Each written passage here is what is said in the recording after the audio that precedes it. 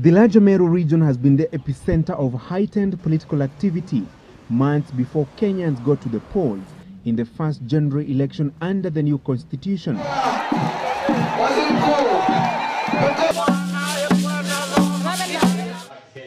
Top presidential hopefuls have in the last 3 months made repeated forays into the Meru region in a bid to woo the electorate way ahead of next year's polls.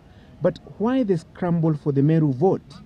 With Mwai Kibaki out of the scene, it is only natural that this will be a hunting ground for the presidential candidates, because this is an area without any figure in the presidential race who can be described to be having a head start. So it's an orphanage. If Raila is going to Meru to look for that particular vote, he is doing it specifically because he knows that if you dislocate the Meru vote from Gema, then he probably will have no Gema at all.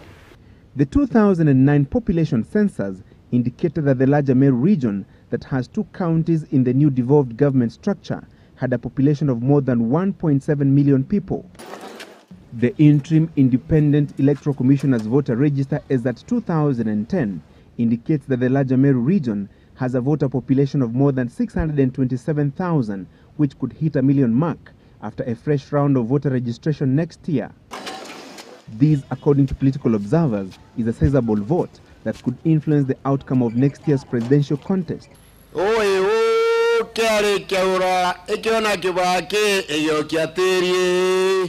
It is a bloc that President Kibaki has principally benefited from in all the general elections since the advent of multi-party politics in 1992. The Meru see him as one of us.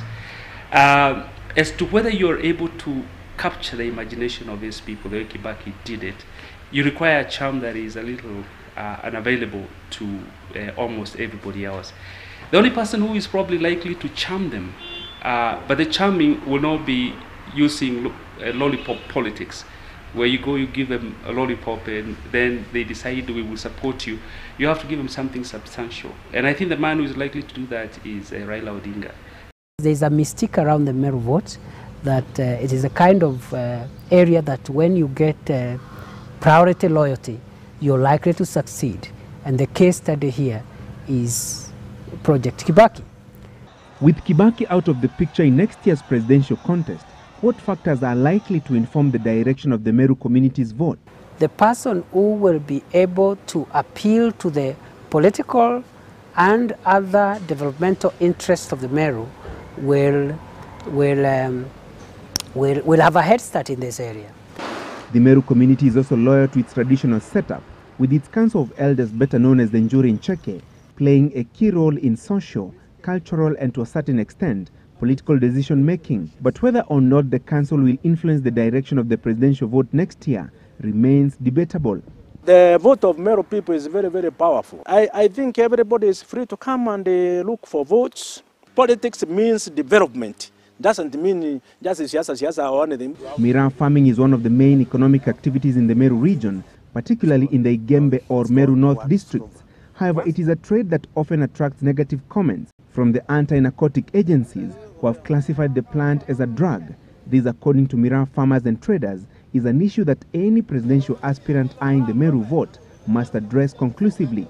Yes, they must recognize our Miraa business before we elect them, because that, in the essence, that will be the beginning of our journey with him. If he does not recognize what we do, then he does not know us. Then there is the close relationship between the Meru people, the Agikuyu, Embu and Kamba communities in the Gema Association, with constant push for Gema unity and political support for one presidential candidate from the 4 communities. Is there a possibility of the Meru region voting in a similar pattern with their Gema cousins? I'm seeing a rebellion of sorts from the Meru nation, where they say we will be going this alone. And I think no cousin factor will work in this instance. Possibly in the absence of Kibaki, these votes are up for grabs, and that may also explain why everybody is trying their luck among the candidates. And now which candidate will be able to carry, it's not necessarily the person who Kibaki is going to anoint.